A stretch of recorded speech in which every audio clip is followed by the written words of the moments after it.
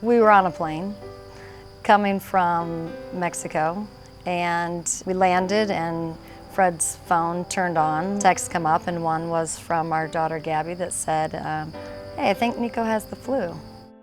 The day that Niko had his aneurysm, I was actually sitting on the couch with my laptop doing homework, and he came home and I heard him kind of grunting or moaning, and I was like, I knew something wasn't right. He was like, it feels like my head's gonna explode, and he kept just holding his head, but he's like, I feel like it's a migraine, but he's like, it's never been this bad before. Then she called us and she said, listen to me. We need to know what hospital to take him to because it's not good. He went unconscious and she caught him. So Niko came in with what's called an arteriovenous malformation. Many in healthcare will know what that is, but essentially it's an abnormal collection of arteries and veins within the brain that has no intervening capillaries, which places it at high risk for rupture. And in Niko's case, he actually did rupture.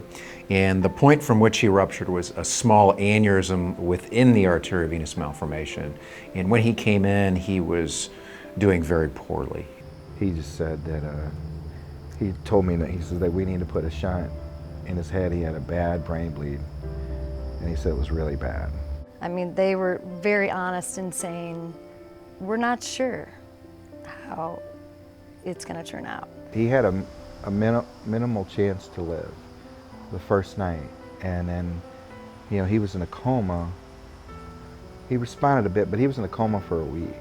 Niko's was large enough and involved enough of his brain that taking it out surgically would be absolutely devastating. So what we did is we addressed the high-risk portion of it surgically, and then we used the gamma knife, which is a minimally invasive process, to treat the remainder of the arteriovenous malformation so that over the next several years it will shrink up and go away. Here at the INI, we are blessed to have a very high-functioning, multidisciplinary, subspecialized vascular section where we have stroke neurologists, we have interventional neuroradiologists, we have a vascular neurosurgeon who cares for the types of things that Niko had.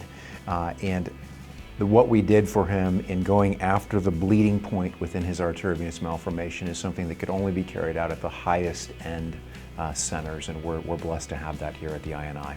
Niko's recovery is amazing, perhaps miraculous. He is a total miracle. There's not a question. I mean, I know. Little did I ever dream that he would be back at school as a senior.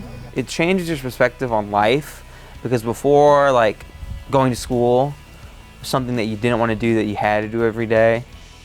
Oh my gosh, I'm able to go to school. I mean, I'm able to get up and walk around. It's put me in the mind frame where I'm thankful to be able to do normal things.